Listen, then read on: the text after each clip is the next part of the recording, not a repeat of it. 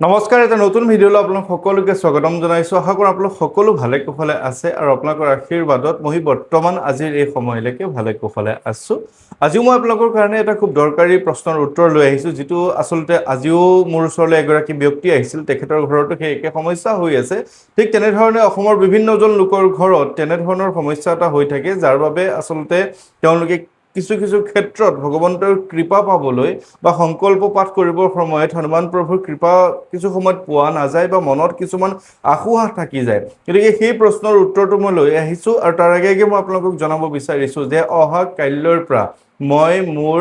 বজৰংগ বাণ আৰু হনুমান চালিচাৰ নিমন্ত্ৰণৰ বাবে যি মোক আপোনালোকে নিমন্ত্ৰণ কৰে, সেই মোৰ নিমন্ত্ৰণসমূহ অহা কালিৰ পৰা আৰম্ভ কৰিবলৈ ওলাইছোঁ। বান পৰিস্থিতিৰ বাবে কিছুদিন আচলতে স্থগিত ৰাখিছিলোঁ, মনবোৰ বেয়া হৈ আছিলে। যদিও এতিয়াও পৰিস্থিতিবোৰ বৰ বিশেষ ঠিক হোৱা নাই, তথাপিও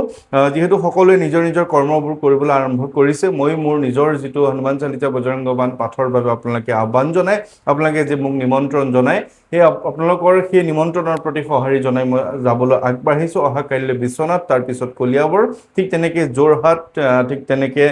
শিৱসাগৰৰ নিমন্ত্ৰণো আছে, ঠিক তেনেকৈ নামনিৰ নিমন্ত্ৰণ আছে, মঙলদৈ, গুৱাহাটী, বিভিন্ন ঠাইত নিমন্ত্ৰণসমূহ আছে। আৰু সেই নিমন্ত্ৰণসমূহ মই অহা কাইলৈৰ পৰা পৰ্যায়ক্ৰমে এটা এটাকৈ আগৰ দৰে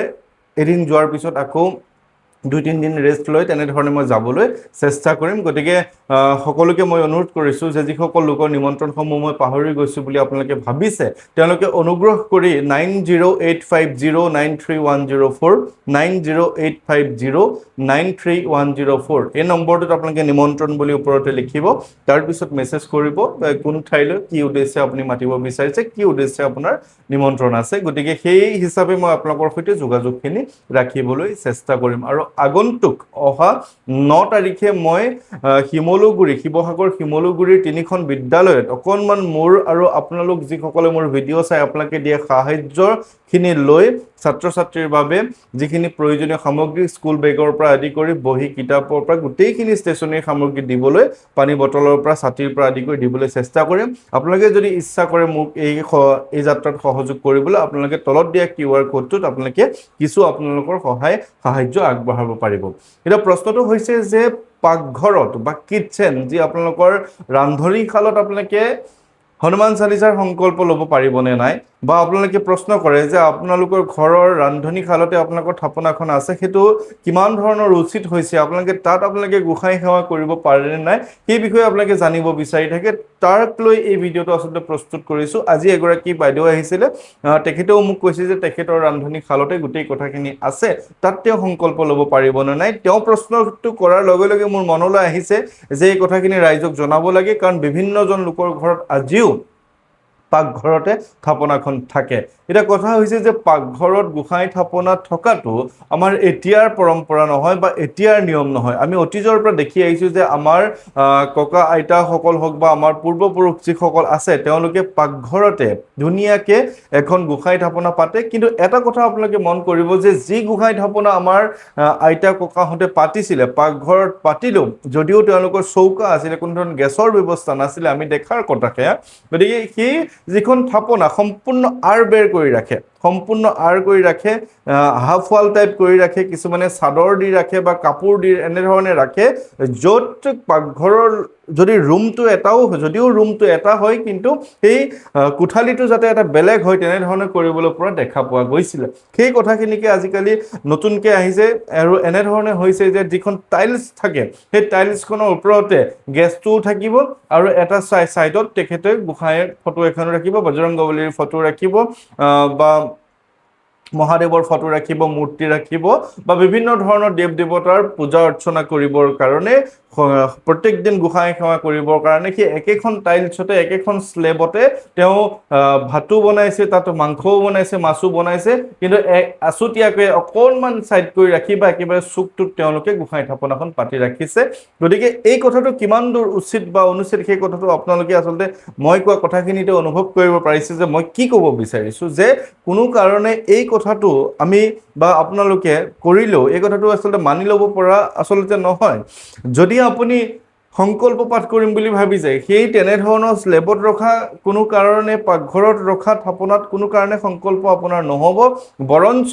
আপোনালোকে কৃপা পোৱাতকৈ আপোনালোকৰ কিন্তু ক্ষতি হোৱাৰ সম্ভাৱনাও বহুত বেছি থাকে কাৰণ আপোনালোকে জানে যে মাছ মাংসৰ পৰা আদি কৰি আমিষ আহাৰ সম্পূৰ্ণৰূপে বৰ্জন কৰিব লাগে আপুনিও জানে যে ঘৰত এভাগ যদি নামগোৱা পাতে ঘৰত এভাগ যদি আপুনি গোসাঁই সেৱা কৰে গাঁওখনত যদি কিবা এটা অনুষ্ঠান থাকে ভাগৱত পাঠ থাকে আপুনি দুদিন বা তিনিদিন আগৰ পৰা আপুনি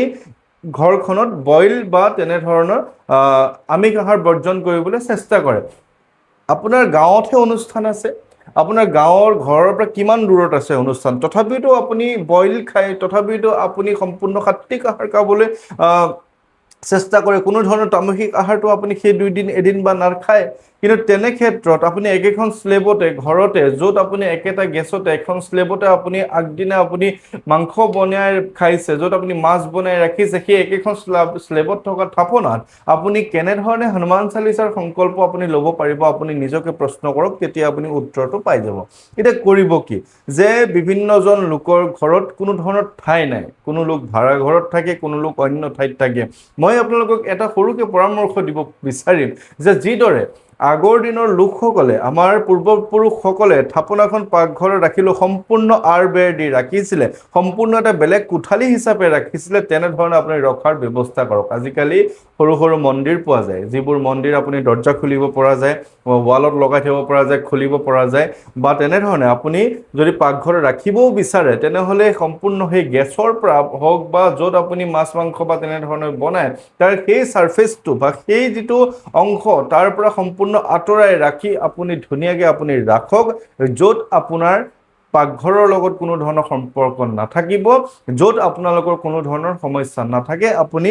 বিনা দ্বিধাই তেতিয়া আপুনি ধূপডাল জ্বলাই আপুনি সেৱা কৰিব পাৰিব আপুনি মন কৰকচোন কাষত আপোনাৰ মাতৃয়ে বা আপোনাৰ পত্নীয়ে আপোনাৰ মাংস ৰান্ধিয়ে আছে কিন্তু পুৰুষজন উঠি সন্ধিয়া সময়ত বা ৰাতিপুৱা সময়ত শুৱাৰ পৰা উঠি কিবা এটা বনাই আছে মাছ মাংস আৰু পুৰুষজনে গা পা ধুই আহি ধূপ জ্বলাব বিচাৰিছে কিন্তু সেইফালে মাংস বনাই আছে সেইফালে মাছ বনাই আছে আপুনি আপোনাৰ মনলৈ কেনেকুৱা ধৰণৰ এটা আপুনি হনুমান চালিচাখন পাঠ কৰিব আপুনি শান্তিৰে পাৰিব জানো নাকতটো আপোনাৰ সেয়া গোন্ধ আহি থাকিব গতিকে আপোনাৰ কৃপা আপুনি পাব জানো ভগৱন্তৰ গতিকে এনেবোৰ ক্ষেত্ৰত কিছুমান আমি সৰু সৰু কথা মন নিদিওঁ এই সৰু সৰু কথাই আমাক বিপদত কেতিয়াবা পেলাই আমাৰ সুফল প্ৰাপ্তিত আমাৰ বাধাৰ সৃষ্টি হয় আমি সংকল্প ল'লেও আমি সুফলাফল নাপাওঁ বা আমি যি উদ্দেশ্যৰে সংকল্প লওঁ সেই উদ্দেশ্য আমাৰ সফল নহয় গতিকে আপোনালোকক মই অনুৰোধ কৰিব বিচাৰিম যে আপোনালোকে পৰাপক্ষত পাকঘৰত আৰু শোৱা ৰুমত পতি পত্নী শোৱা ৰুমত কোনো কাৰণে গোসাঁই থাপনা ৰাখিব নোৱাৰিব আৰু পাকঘৰত আপোনালোকে গোসাঁই থাপনা পৰাপক্ষত আপোনালোকে ৰাখিব নোৱাৰে আপুনি যদি চেষ্টা কৰে বা আপুনি যদি ইচ্ছা কৰে যে আপোনাৰ কোনো অন্য ঠাই নাই আপুনি পাকঘৰতে কৰিব লাগিব তেনেহ'লে সম্পূৰ্ণ আৰ বেৰ দি আপুনি বা কোনোবা এজন মিস্ত্ৰী হতুৱাই আপুনি কাঠ মিস্ত্ৰীৰ দ্বাৰা আপুনি এখন ধুনীয়াকৈ আজিকালি সৰু সৰু প্লাই কিনিব পৰা যায় এই প্লাই দি যাতে এটা সম্পূৰ্ণ বেলেগ কোঠালি হিচাপে সেই গোসাঁই গৃহটো গণ্য কৰা হয় বা দেখিবলৈ তেনেধৰণে এটা এক্সট্ৰা যেন লাগে তেনেধৰণে আপুনি ব্যৱস্থা কৰক ৱালত লগাই থ'লেও আপুনি মন কৰিব যে ৱালৰ পৰা যাতে অলপমান আগলৈ আহি যায় সেই বস্তুটোৰ পৰা যাতে আপুনি চালেও নেদেখে বা আপুনি পাঠ কৰি থকা সময়ত যদি আপুনি পাকঘৰলৈ চাই আপুনি পাকঘৰত কি ৰান্ধিছে আপুনি যাতে দেখা নাপায় পৰাপক্ষতো পাকঘৰত আপোনালোকে নাৰাখিব যদি উপায় নাই তেতিয়াহে সেইটো নিয়ম কৰিব গতিকে এই প্ৰশ্নটো আপোনালোকে বিভিন্নজনে মোক সুধি থাকে যে কি কৰিম বা বিভিন্ন ঠাইত যেতিয়া মই যাওঁ মোক নিমন্ত্ৰণ মৰ্মে আপোনালোকে মাতে তেওঁলোকৰ গৃহতো কেতিয়াবা এনেধৰণৰ কিছু সমস্যা দেখা পোৱা যায় কিন্তু এটা কথা মনত ৰাখিব অন্নপূৰ্ণা মা অন্নপূৰ্ণাৰ লগতো বহুত কথা আছে গতিকে কেৱল যদি অন্ন ভাত দাইল বা তেনেধৰণৰ আপুনি যি সাত্বিক আহাৰ ব্যৱস্থা কৰিব সাত্বিক আহাৰত আপুনি ব্যৱস্থা কৰিলে তাত কোনো ধৰণৰ অসুবিধা নাই যিহেতু আমি তেল মাৰোঁ আমি পিঁয়াজ নহৰু আমি মাছ মাংসৰ পৰা আদি কৰি সকলো ধৰণৰ আপুনি তাতে বনাই তাতে ৰান্ধে গতিকে তাত কিছু সমস্যা আছে গতিকে মই আশা কৰিছোঁ আপোনালোকে মোৰ এই কথাখিনি কেনেধৰণে ক'ব বিচাৰিছোঁ আপুনি বুজি পাইছে তেনেধৰণে কৰিব হনুমান চালিচা সংকল্প লৈ আপুনি বিভিন্ন ধৰণৰ সমস্যা বিপদৰ পৰা আপুনি উদ্ধাৰ পাব পাৰে ইতিমধ্যে অসমৰ বিভিন্নজন লোকে বিভিন্ন সমস্যাৰ পৰা উদ্ধাৰ পালে আপুনিও আপোনাৰ যিখিনি মনৰ ইচ্ছা তেখেতৰ আগত প্ৰকাশ কৰক মঙ্গলবাৰ দিন কেতিয়াও আপুনি মাছ মাংস কোনো ধৰণৰ আমিষ আহাৰ গ্ৰহণ নকৰিব শনিবাৰ দিন পাৰিলে গ্ৰহণ নকৰিব আপোনাৰ বিপদবোৰ তেনেধৰণে দূৰ হৈ যাব হনুমান চালিসা প্ৰতিদিন পাঠ কৰিবলৈ লও আপোনাৰ সমস্যাখিনি দূৰ হ'ব গতিকে এই কথাখিনি মই আপোনালোকক কোৱাটো জৰুৰী আছিলে আপোনালোকে জনাটো জৰুৰী আছিলে আজি এই কথাখিনিকে আপোনালোকক জনাইছো গতিকে সকলো ভালে কুশলে থাকিব অহা কালিলৈ মই পুনৰ নিমন্ত্ৰণত যাবলৈ আগবাঢ়িছো আপোনালোকৰ যদি নিমন্ত্ৰণ থাকে পুনৰ মই অনুৰোধ কৰিছো যে আপোনালোকে কেৱল 9085093104 এই নম্বৰটোত নিমন্ত্ৰণ বুলি মেছেজ কৰি হোৱাটছআপ কৰিব আপোনালোকৰ নিমন্ত্ৰণ মই ল'বলৈ চেষ্টা কৰিম আগষ্টতে হওক বা ছেপ্টেম্বৰতে হওক গতিকে সকলোকে কুশল মংগল কামনা কৰি আজিৰ এই ভিডিঅ'টো ইমানতে সামৰণি কৰিছো ভালে থাকিব জয় শ্ৰী ৰাম